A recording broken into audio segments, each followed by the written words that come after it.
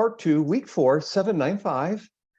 It is 7:14 tonight. Oh, is that right? Yeah, 7:14. So we're doing good on time here. But again, I'm going to try and cut off by 8 and let everyone have some extra hours sleep or dinner or whatever you are doing.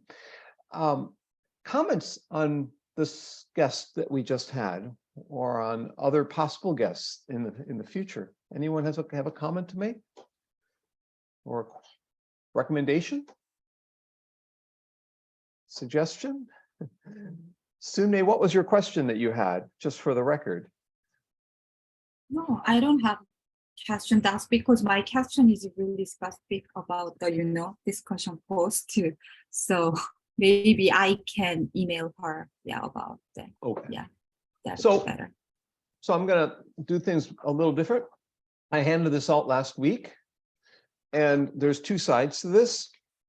I'm just gonna say there's page 1 and page 2. I want you to tell me what page you found something interesting and tell me what number, and I'm going to make a comment on whatever it is that you found interesting on that handout. Now, that was sent electronically. I printed mine. Most of you have it in electronic format. So if you found it, you could send it to me and then I could forward it to everyone real quickly. But maybe not. Does anyone have theirs with them? We could put it up on the screen here and share our screens. I read through it last week, but I have to scan it again real quick. Well, why don't you send it to me and I'll just put it up on my computer. I have it here. You want me to give you control and say share screen? Oh, that's okay. You see what I'm saying? Just needed to scan it real quick and see what I was looking at, because it's been a very long week and I can't remember what I looked at 4 days ago. So I can't remember what I was doing earlier today at this point.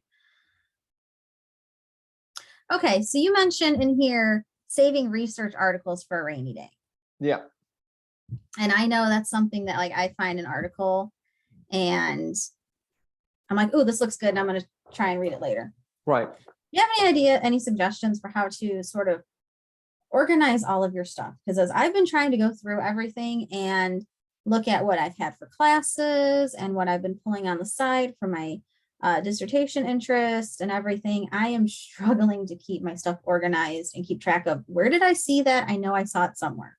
Yeah, 3 or 4 ways that you could do, and some are inefficient, some are a little bit more efficient. None are as great, but one way that you can is I do right on my desktop. I have something called articles to read, just a file. And then as life progresses, they end up getting new articles that get indexed under new topics. So articles to read is A to Z. It might have adaptive learning all the way to communities of practice and keep going down. It might be something on micro-credentials. We go A, B, C, D. I mean, I just keep building new headers and subheaders based on what's in the news. And right now what's in the news is ChatGPT and AI and adaptive, and that's where all the stuff is getting filed into. And and then if there's a lot of articles in a particular topic, I start indexing by year. So I have articles on, AI and education from 2019, 20, 21, 22, 23, whatever. So that's another way you could index all the articles thrown at you. You just put them in one general pile for whatever the topic, and you start indexing by year if they end up getting a lot of attention. If they don't get much attention, there ain't much happening. You don't need to subdivide it. At least I find that. So that's one way of digitally saving and storing. We're all squirrels. You could put them on flash memory sticks, of course, other than, and carry them around with you if you want to. But I also do where I create a screenshot, just a simple alt print screen. I save a screenshot, I put it in a PowerPoint slide, and then I save the DOE or the URL or some kind of web link for the article and the date. And then I have one file, just has all the articles and all the dates, and I circle back through. Well, that's an interesting one. That might go in my syllabus, or that might be useful for a conference or whatever. So just screenshotting it saves me a hell of a lot of stress, saves me a lot of paper printed out and all sorts of things, because I just have one slide deck that has all sorts of screenshots from 1,000 different articles. It's all there. I go back in time and look at everything. So that is a second way. So one way is saving to the desktop, called articles to read. Third way is I create a stack of articles with the themed or with names and screenshots. I try and save the catchy ones, the cool looking ones and whatnot, and I use them in speeches and whatnot.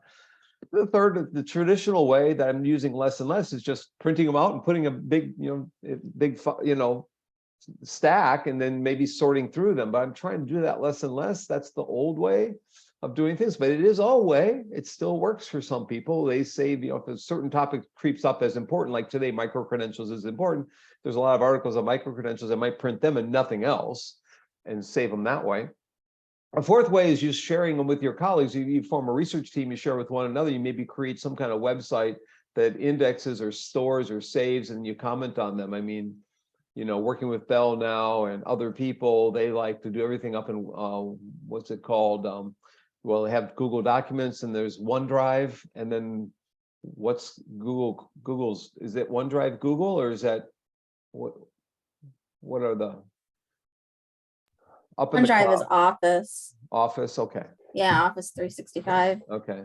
So she's what I know, so I just carry around tons of flash memory sticks, or I used to. I no longer do that as much anymore, but that's another way. That's where we become a squirrel, the squirreling away stuff on the flash drives.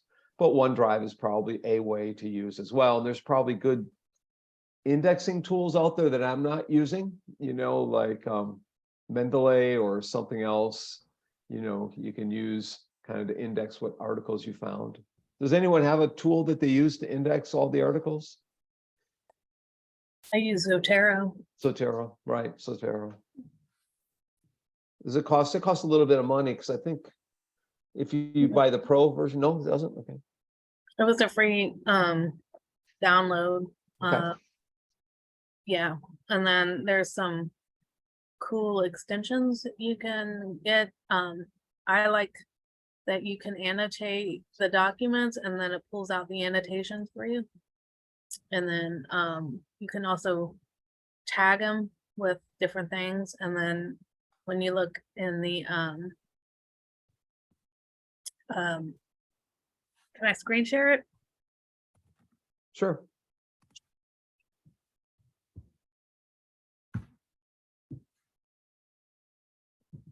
There it is. Can you see it? Yeah, we can. So you can make folders and put your articles in there. And then like, if you want to know, you can make tags, and then I think it extracts tags too. Like field trips. So it'll pull up things about field trips or identity or. I like that. Yeah. Stuff like that. And then it also, you can do extract, and you can create a bibliography from the item, which is pretty cool. You just got to watch it. It's not the most accurate thing. It's close, but like, don't totally rely on it, because it sometimes is wrong. Show you the other thing it does. Oh yeah, so like the annotations, so everything you highlight and stuff, you can extract those annotations and then like organize it for different quotes, like what is making, and then have those things in here. What does it look like? So Right. So there's another idea, is another way to do to remember all these, is to have a friend like Tina and just put Tina's on your research team, so you don't have to. There are those people out there, and then you can focus on doing other things. So you don't have to read everything out there if you have competent team members who can read certain things or want to do certain topics, and you just handle the topics that you're interested in. You don't have to do everything these days. There's something. Yeah, I don't have a team at this point. I understand that too, but you're in South Bend. There's a lot of really smart people up there, and they're doing great research, and so they're people to be found. They're people to be found. And all the way up the region, all the way up Calumet and whatnot. You're not far from there either. So Think about what you can do when you get doing your dissertation to kind of create some kind of symposium you invite people to attend, or you present at a regional conference and get your name known after you present your dissertation data at a some conferences close by, and you get to meet people from all over that area then, and then they become part of your network. So if I were you, I'd be trying to attend conferences that are in southern Michigan, northern Indiana, the Chicago region, or not the Chicago region if it's too hectic for you. But that generally, Yeah, I've been to some for our professional organization, not Right. so much of a teaching or like academic or education kind of conferences. It's more professional organization conferences, and I've presented at those, but again, it's not the same kind of stuff. So Yep. So I mean, I've got lots of things on this list. There's I could talk about any one of these for a long period of time, or I can call up my slides if no one's going to call up a number from the list. So does anyone want to pick a number? Is it possible for someone to share? I can't find the resource. Yeah, I sent it an email last week or a week and a half ago. Soon May, do you have the handout? It's also in Dropbox for the course under instructor handouts. Okay. So if you got the Soon May, can you put the Dropbox link in the chat so everyone can have that? I'll share my screen here, and let's see if I can do that. Hang on. There we go. So this is part 6 of a 10-part. I've already done part 1. I think I know I did part 8 and 9 or 9 and 10. So I'm kind of going backwards order here a little bit. Let me see if I can get rid of this box here. So hide panel, hide video panel. There we go. Let's see if I can hide the other one too. Hide floating meeting. There we go. Got rid of both of them. So it says a good writer will sometimes just search for hours for the right word. That's the way I felt last night when I got the form I was supposed to fill out that I have to get done by midnight tonight. Anyways, so you have to have your plans and goals for writing, have a schedule, monitor that schedule, prioritize things in the schedule. But, we're planning days or planning hours or planning weeks or planning months. Everyone's doing their writing in a different fashion. Some people do it at 1 hour a day or 20 minutes a day.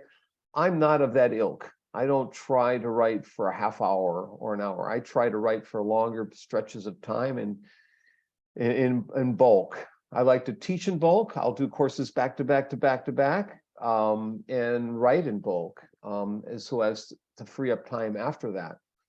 I prefer to have a day off and work 20 days in a row than to intermix time off and time served and so forth. I often will look at what's in the queue, what's coming in the queue, what my colleagues think they're going to be sending to me. I try and estimate always when I'm working as a member of a team, who's going to be doing certain aspects of it, when they're going to be turning it into me, when I'm going to have some free time, when I'm not going to have some free time. So I'm constantly readjusting. I may have a timeline fixated on the wall, but I'm changing that timeline always. It's a flexible time. Nothing's ever set in stone. I try and make sure I don't do, put too many projects in a row. And then I also kind of monitor if I'm publishing or trying to publish, what do I have today that's in the works, what's in press, or what's in review. There's a movement that happens to be successful. You have to keep on top of things and contact editors and other people and keep on top of it that way. This one, it says that my top 10 writing tips. So I'm not sure if this is really my top 10, but here are 10 writing tips. On my desktop, I have a file called work file. In that work file, anything that I do in the month of January goes in the work file for month of January. And when January is over, there's nothing more that will go in January. I open up a February document. So then at the end of the year, I can see exactly what I was working on each and every month. And I can go back actually almost 20 years now and look at every single month, but for the last 20 years and what I was working on, rather than always until I get the article done. If I'm trying to publish a couple articles, until I get it done, I don't put it in a subdirectory under that article's name, or I used to index by project. Now I'm indexing them by month as well as by project. Maybe it might be hard to explain here, but I am also every year opening up a new file, and I just have a year. Let's say 1999, it might say 2022, it might say 2023. Everything that I publish in 2023 goes in the 2023 file.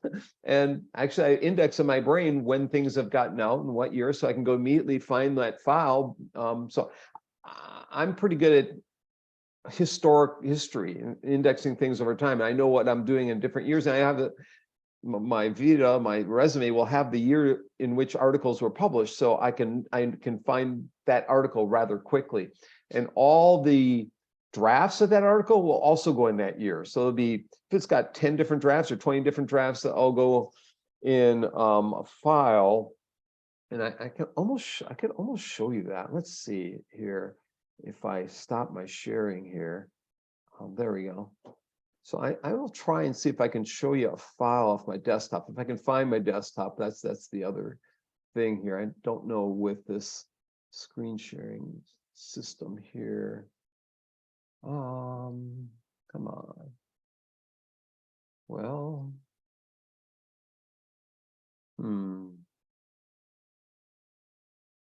whiteboard. No, I don't want to do that. Let's see here. Oh, that's maybe why. Come on. There we go. Okay, let me try this again here. Let me try and share my screen.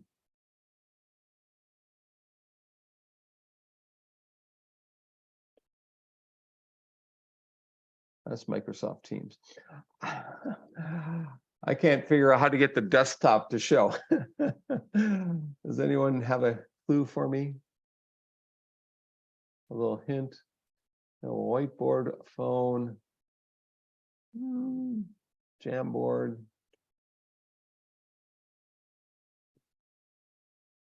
Do you have two monitors up, Yeah. or just one? I have one. No. Then it should just be whatever it says is screen one, or just Yeah. screen. It says screen. This says Yeah. screen.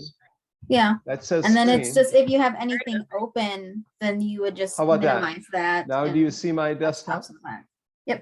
Okay. So let's see here.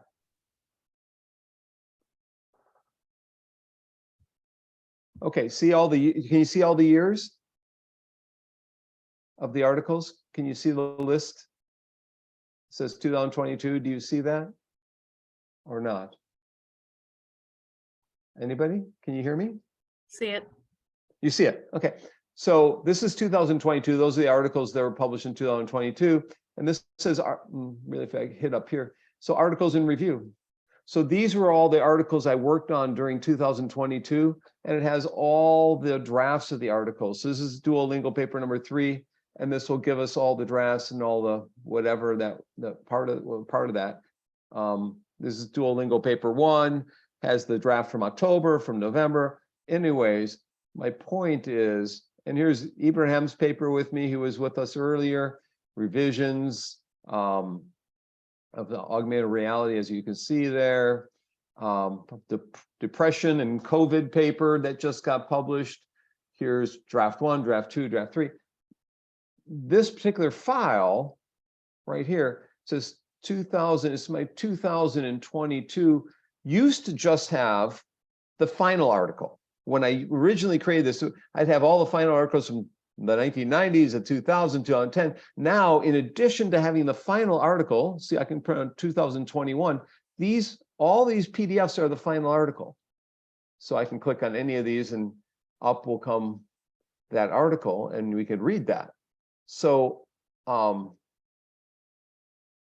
me just close all tabs here. So, I've got all the PDFs, but in addition to that, I've got all the article drafts there as well. So today I could look up, in that bucket will be everything I worked on for the year. And that becomes an easier way to access and store, I guess was the point I was trying to make, Barbara, when you asked that point. Does that make some sense? There's other things. Yeah, you got a lot of stuff. Yeah, I got a lot of stuff every year. I got Is a lot that of all on stuff. your desktop? Yeah, it's all on my desktop, and when my computer fried, I got really worried. It was at Best Buy. I was like, That's little- exactly what I was thinking. yeah. Need to yeah. back all that up somewhere. Yeah, well, that's the thing. I hadn't act up in 4 months, so yeah, it was a little worrisome, but they found everything. Fortunately, let me go back to my slides where I was. So,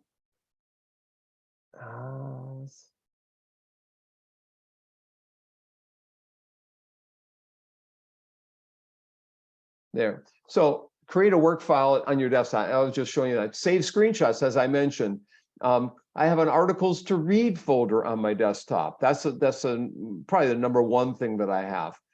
That's a cop-out oftentimes. You're probably never, ever going to read them. But when I create a syllabus, I go back through every article in that articles to read folder. Another way, I listen to books now in my car instead of buying books as much, or I buy and I listen both oftentimes. But I learn new things from listening all the time to books and new ideas and podcasts and other things. I watch movies for educational ideas, not really to watch. I've not really watched a movie in over a year or 2 or 3. But if I do, I look for educational ideas that are in them. I save everything I write twice in case I lose. I save -B is my backup. I send a draft to myself at night, like last night, working until 5 a.m. I sent what I was working back to myself an email in case my computer blows up. I can always access it again. Or I send it to a friend. Sunmi, could you read this? And then I know Sunmi has at least got it. If my computer fries, or if I get injured, I get in a car accident, somebody's got a draft. You know, the draft of my paper is much more important than me. If I'm in the hospital, but save those thoughts, save the thoughts. So ask friends to read a draft or a second draft or a third draft. Save articles published by year, which is just what I said. Keep drafts of articles in special files. So that's what I just showed you. I have each article that I'm working on with Ibrahim or with whoever else is on my team, with Mena, with Min Young Do, all the drafts, every single draft is saved in there somewhere. I use Collins as a thesaurus. I sometimes use Webster's and my dictionary, but Collins is a British one. It has better words, has new words. I like Collins a lot. I look for historical info online, like Wikipedia, as a starter point, and that's pretty common today. I relocate to other places from time to time so as to break up the day, but I can sit at one stretch for a long period or stand. I have a standing desk. I'm right now sitting at a different desk, but my desk, my hydraulic desk, is standing. I have pictures. I'm going to show you my workspace later on this semester. Sometimes sit, sometimes stand, sometimes go to the kitchen, sometimes go outside, just change your work environment. I print things out. You know, people say you've got to be green and all that. Your eyes you won't have eyesight if you read everything off a screen for the rest of your life. You've got to learn when it's big documents to read big documents as paper and little documents as digital documents, at least in my humble opinion. I have a pool table. It now has stacks of papers on it. I use that as my library space, kind of, sort of. So yeah, so I'm doing, I've got, these are some tips again from that I've gained over time. See, Karen's joined us here. So I was just going through some different writing tips before I go to some other work when other people are not around to bother you. Maybe that might be better. For me, it's best. Always be more optimistic than pessimism. In terms of publishing, pessimism rarely wins the day. The most successful people in the publishing space are not the people who just cringe and are cynical and just say, blame somebody else. They rightfully get upset when they're rejected, but they move on after, some period of time and look for the positive side in the failures. Look for the good things in the reviews of your paper where they criticized it right and left. You look for the things they didn't criticize, start with that. You can always improve the paper. If they found a lot of things, you can always say, I can improve it. Maybe you'll never get it published, and you just move on to another article that you might want to publish. There are things that I would have loved to have published, never were. I moved on for the most part. Wherever you go is your writing space, wherever you happen to be. You know, when we have department meetings, I'm usually I'm maybe the last one there. I'm the last one to leave because they've rented a room, and they're usually pretty nice rooms. Everyone's gone. You have the whole room to yourself. Partly because I'm claustrophobic and don't like working in smaller spaces. And usually conferences or meetings are in conference rooms that are kind of large and spacious, or go to Panera or go to some other space in place. Finding info, and when you do, you save the URLs in a PowerPoint slide deck like I do. When I find a good article that I want to read or I want to share or I want to use, I save it screenshots and put them in a PowerPoint, and then I review them later on when I need them. I didn't realize I burned through keyboards, but you can buy letters for a keyboard and saves you like $70 every time for a keyboard. So, that's something that I've learned over time. I like Microsoft Word. I hate Bing. I like email. I send email to myself all the time. I had a blog. It's still there, but I don't use it as much. I use Dropbox a heck of a lot. I use Zoom a heck of a lot. I use blue pens. I don't like to use black pens anymore, actually. Blue shows up better for me, at least. I have a big syllabus for one of my classes on emerging technologies, which becomes a starter source for my papers, because everything's in this darn syllabus. And I go there as, to get some ideas. There was something called Future Me. You could write a letter to yourself, but now that costs money, so I don't want to recommend it. I save ideas. Karen remembered me saying this last semester. I save it and put slips of paper in my pocket. I always have slips of paper in my pocket, like so. And then I review ideas in there. I write them down. I save all the starter text. I try and clear my work day or my workspace, my email, whatever it is, so I can concentrate on writing. And then I'll focus my writing by creating a checklist. These are the 7 things you need to do today, and maybe start with the easy thing first. Start with a couple of things you can do before you move to the hard thing. So in that top, list, what is 20 ways writing tips? I created this in November 2016 when I gave a talk at the University of Houston, where Karen is. And then I added the backside of it a couple of years later. So November 3rd, 2016, her advisor actually had me speak to grad students. And then I thought they were asking me everything on that list, where you guys didn't ask me anything else. The Houston students were asking me everything on the list. It was a very interactive and engaging session. I remember it well. So I created the other side. So let me go through a few of these things. Well, just having a commitment on a timeline, on a note, on a checklist, or in your planner. Now you can have a digital planner. I've got one too. I've got my Outlook calendar, but I've got 2 digital planners in my pocket, last year's and this year's. I usually just have this year's, but I saved last year's for a little while this year. But I mark things in there, and I can go back to them. I have about 25 of these for the last 25 years. I could write my autobiography just looking at these planners.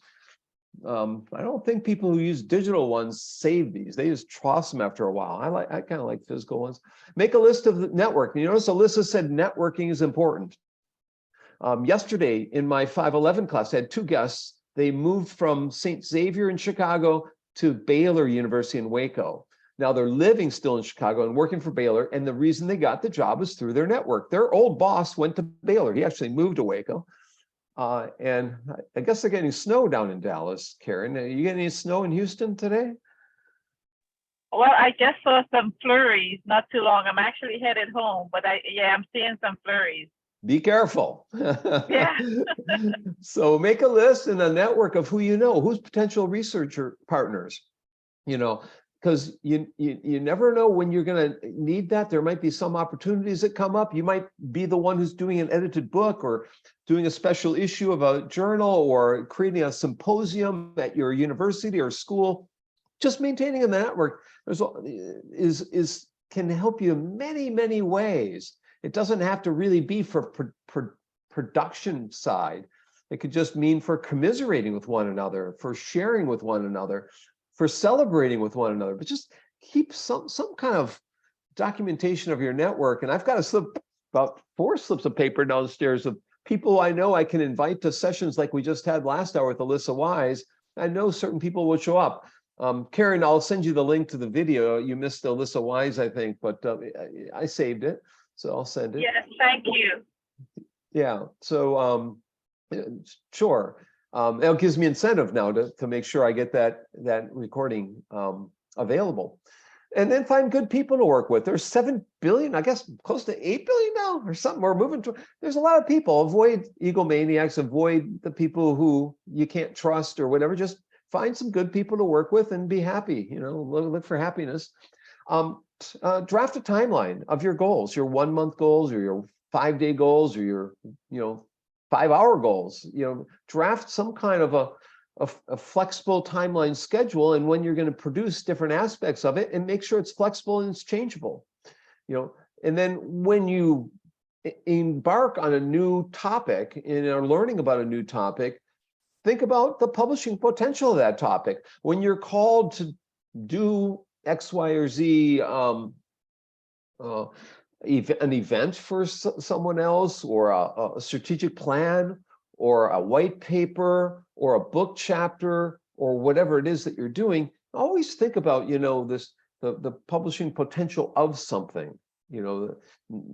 Most things, might not be publishable, but you never know if you put enough thought into it, that something that you came up with, it was only a draft of some, top 10 list or whatever, could become publishable by creating something unique, a framework, a model, a top 10 list, or an acronym or something. Be a bumblebee, jump in and out of groups. When you're at a conference, go into one room in the back and listen for a bit and go off to another room, and talk to each other at the water cooler or water fountains. But just be, if you're bored, if you go to ARA, have it marked so that you could have 3 different sessions at each hour of the day, or every 2 hours, that you can move to another one that's not too far away in another hotel, 10 minutes away. Find a couple that are similar in nature, so if one speaker is boring, you can move on to another one. Save starter texts, as Tom Hanks doing in the movie with Meg Ryan. What was that movie called? Not Saving Private Ryan, not Big, not in Seattle. Sleep in Seattle. It was the #1 Tom Hanks movie this week that just came out. USA Today ranked it #1.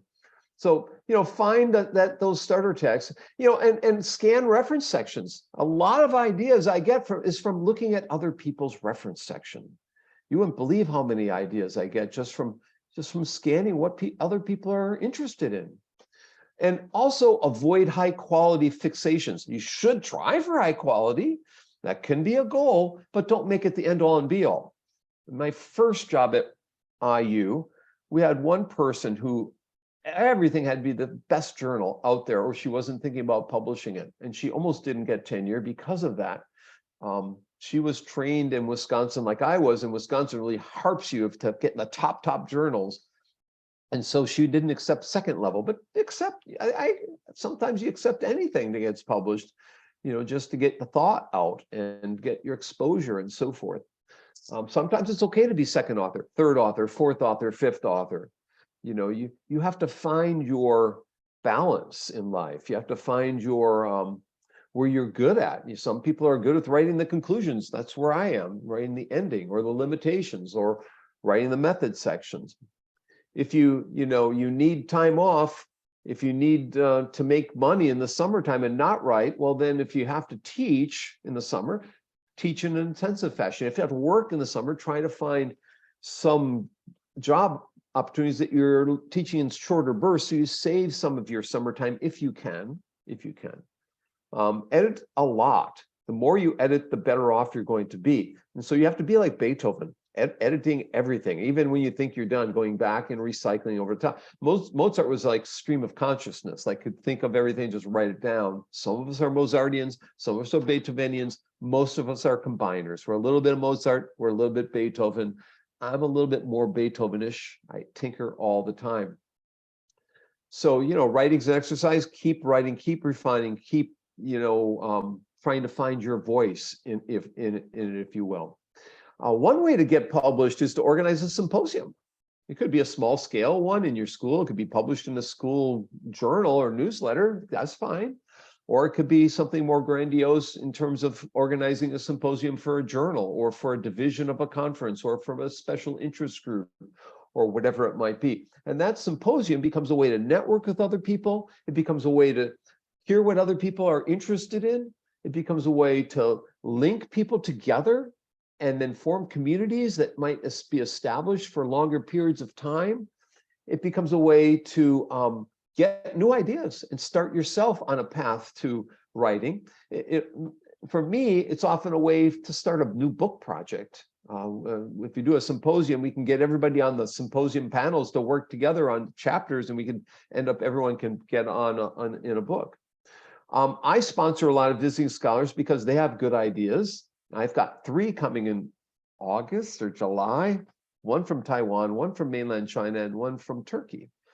And there are ways that I form new networks, and often they'll want to publish with me. I don't sponsor them because I want to publish with them. Often I don't have time, but it happens. Sometimes it just happens.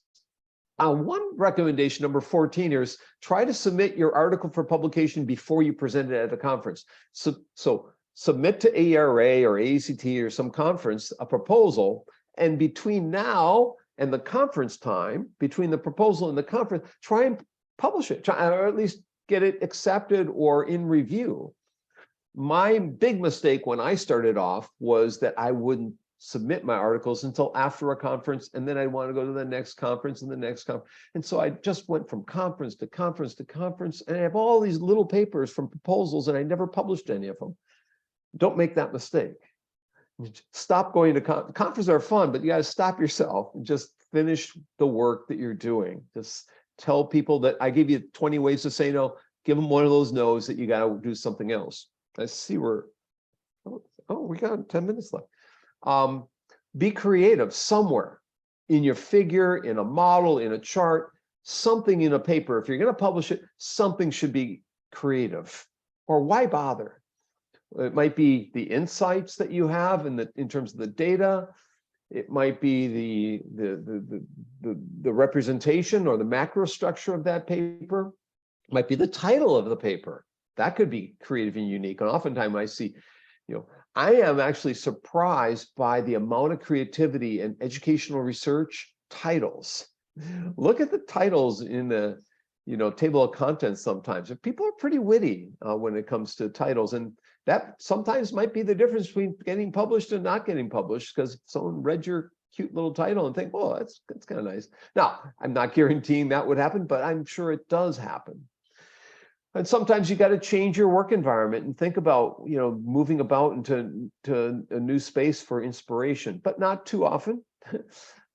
Persistence wins the day. When you have dilemmas, when you have rejections, when you have setbacks, when you have something hindering your progress, persistence, curiosity. The more that you are determined to get something done, the more likely you will get something done and out and finished and productive and so forth. No, we don't persist and drive our wheels into the ground over and over, but if you respond to comments that you get from reviewers in a succinct, polite way, often you can get acceptance. So be polite, be thankful to book editors, to book chapter editors, to journal editors. Just be a good person. And people who are good people are oftentimes more published than those that tend to treat other people in a nastier way. And then when you return a document to the editor, respond to the reviewer comments. This is the comment in a little 2x2 table or some kind of table that you've created. Here's the comment. Here's my response. Here's the comment. Here's what we did. Here's the comment. No, we couldn't do everything you asked, but this is what we did. We didn't agree with, try and agree with 90%.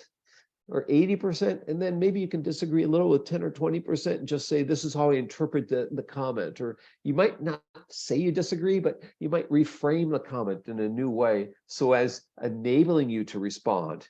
You can take their words and kind of shape it a little bit towards helping you out. It all goes on the table, and it can be done. And then, when you're published, you share it in LinkedIn and ResearchGate and academia.edu. Last night, we're published in ETR&D, a new article. I put it in Facebook and Twitter right away. Something, we can celebrate with your friends and so forth. These are celebration here. That's my brother and my nephew pointing up at there. And what they're pointing at the top is my World is Open book, which is they got married in Kansas City, and in the restaurant they got married in the basement, they had my book on a shelf. But it wasn't my whole book. It was guillotined. It was just the edge of the book that they put into the book wall. So they used they guillotined me. They cut my neck off. So anyways, they're all having fun, laughing, and doing my World is Open sign. And okay, so sometimes you have to have fun with your publications and let your brothers or sisters have fun with you too. But don't celebrate too much. You got to move on to the next thing. Now, I have a few other bonus items. I got 10 minutes left before I said we were going to stop. I'm going to pause here and just say, go back to this sheet that I gave you or any of the points that I made. Does anyone want to interrupt me with a comment?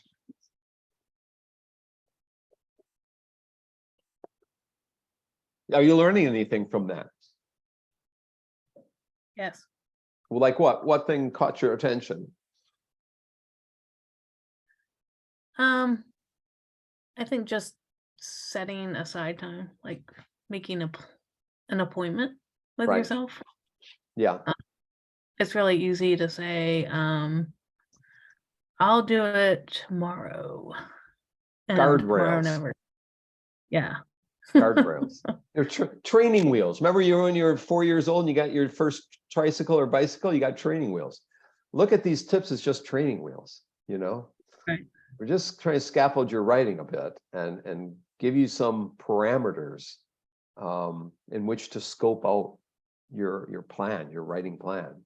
Not you don't want to do all these things, just like, you don't want to use everything in some of my pedagogy books. You want to use a couple of the ideas that, to help you teach better. Well, here you want to use a couple of these ideas to help you write better. You don't do all of these things, but these are general enough that you maybe want to do more than one or two here, maybe 3 or 4 of these things. And, I think you'll find that, over time, when you internalize some of these, like the goal setting, the timeline kinds of tools, I think that's the number one thing I always come back to, is having those visualizations of the work. What I've moved to, as I said, I've got 6 calendars on my wall: January, February, March, April, May, and maybe I have June.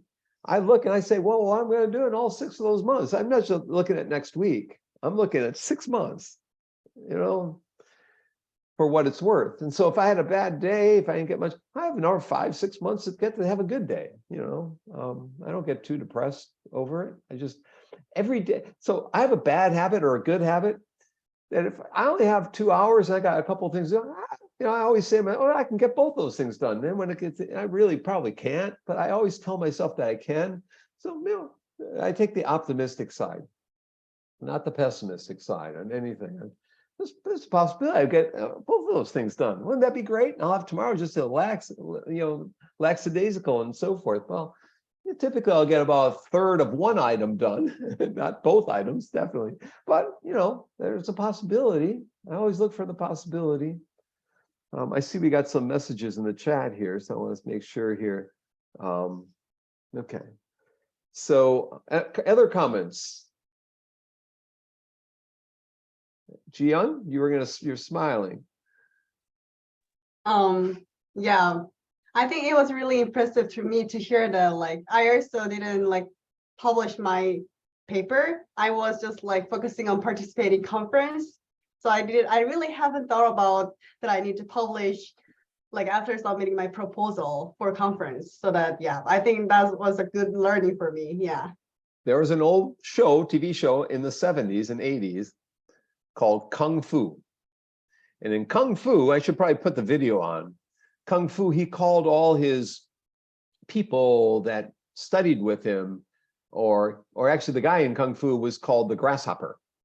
And graduate students and myself, when I was a graduate student and for 10 years after, I was a grasshopper. We hop, we hop, we hop, we hop, and we go to the next conference. And if you're going to be a grasshopper, you can have a lot of fun in life and eat good food and have a good time with your friends, but you're not going to be that successful early in your career. Later in the career, once you've established yourself and what you've published, you can go back to being a grasshopper because people want to see you and visit with you. But early in the career, you got to put a little blinders on, not full blinders like a horse, but just, you know, a little targeted focus. And don't be a grasshopper. You know, try and avoid that. Except for, you know, grasshoppers also, you know, in the Kung Fu, they listen to their mentor, the guru, and so forth. So you want to listen to your mentor and your tutor a bit.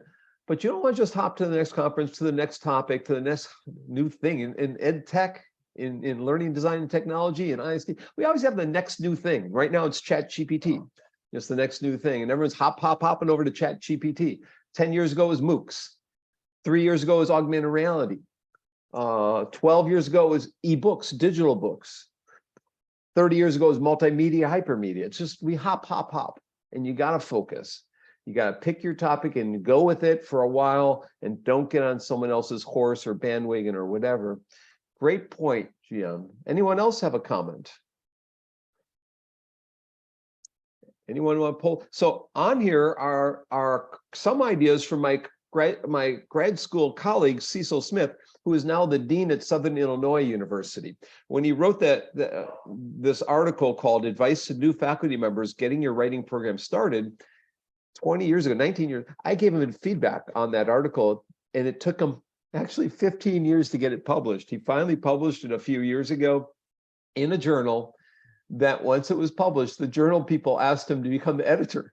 It's a true story. It was a great article about writing advice, and it's a human development journal that got in there. I published it right before he quit being editor. I'm going to go back to my slides for a couple seconds, and then we'll call it in tonight. Let's give a couple bonus items. Let's see if I can call this up here. Okay, great. So bonus item number 1. Gian, you probably missed it a few weeks ago because you weren't in this class. Then I talked about OPPs. The second worst thing that I did when I was a new faculty member, the worst thing I did was a grasshopper. The second worst thing is I joined other people's projects.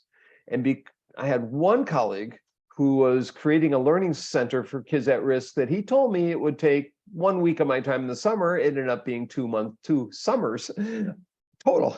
I was doing a lot of work on his projects, OPPs. So be careful about commitments to other people. Get it in writing. If you're committing to someone else, get it in writing what you're going to do, what they expect of you, how long it's going to last. Or have your mentor, have your department chair, have your advisor, have your supervisor give you permission to say no, that you cannot be on something else, on another committee, on another service activity, on another person's project. Maybe you need it as a new person, someone else to tell you can't do it. And then you can say, they told me, my supervisor said, my department chair said, I can't take this on. Look for, if you want to publish stuff, increasingly journals are creating special issues. And I've got one coming out, an online learning journal, in a month and a half. We had one come out 2 years ago in ETR&D. There's one coming up in distance education about open education. We're probably going to submit a proposal. The reason to do special issues, typically they come out on time. Typically they're streamlined. And once you're accepted in, you can count on it being published. And if they don't accept it, you know early on that you are not accepted. Now, doesn't mean that they accept a lot. And the last 2 that I did, we had 50 proposals or 40 proposals, and this current one we ended up with 9 papers out of, you know, maybe 40 proposals. So it's 25% chance, you know, but it's still better than your other typical chances with the journal. So Special issues are faster typically, but you also want to look at the timeline they project. Some are not fast. So, just be wary and be watchful and be mindful of those special issues when they come out, if they're in a topic of interest to you, if you have time. Don't just jump at it because it's out there, especially book chapters. People ask you to write a book chapter and they have IGI Publishing as their publisher. IGI typically publishes a lot. It's not that prestigious anymore. Maybe it used to be. They're just creating books for libraries. They sell to a lot of libraries at a high price. So be careful on book chapters. 1 or 2 is okay. You should have a couple. I got 66 now. It's way too many. I'm working on other people's books, basically. They're getting me for free. It's free labor,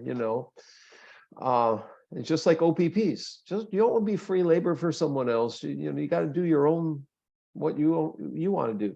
Save research articles for a rainy day, and those rainy days do happen. They do get snow in Houston. They do get snow in Dallas. Sometimes you're stuck in home. You have a file folder of articles you might read in a rainy day. Treat your graduate students as colleagues. Treat everybody as a colleague. If you really want to get stuff done, you got to treat people as human beings, as your friends. Number one thing I believe, graduate students are not students in my classes. Hopefully they're my friends first and they're learners second. And so treat everyone as if they're your friends. You're more likely to get much more community feel, much more a sense of optimism. If you treat everybody as a me to them basis, as a top down kind of thing, just it's too regimented for me anyhow. Share things that are happening, share articles, share whatever new news or with other people to the best you can. And find a mentor that you can go to seek advice. And typically senior people can be very valuable mentors. They are often looking for people to give advice to. I have a number of mentors out there that I seek advice from and give me helpful feedback in various countries of the world. And so, someone can help you structure your time. The mentor can put the guardrails on you. The mentor is the one who can give you permission to say no to other people. The mentor is someone who can steer you in a different direction. Now, mentors are not always right. They're not always a perfect match, and you might move on to someone else. But I find that if you've chosen wisely, they can be of great service to you in the long haul.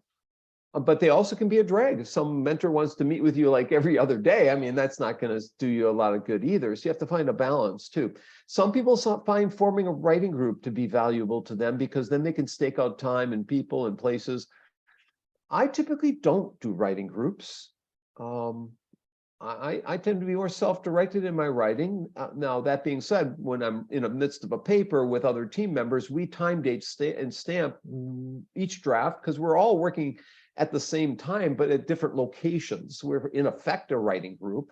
We don't call ourselves a writing group. We're a writing team on a particular project rather than a writing group. But some people like the structures, like getting the support.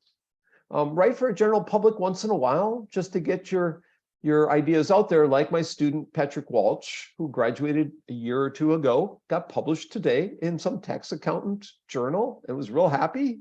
He was an EDD student of mine, and this is his first publication, his first peer-reviewed. It's a general public, all the tax people read his article.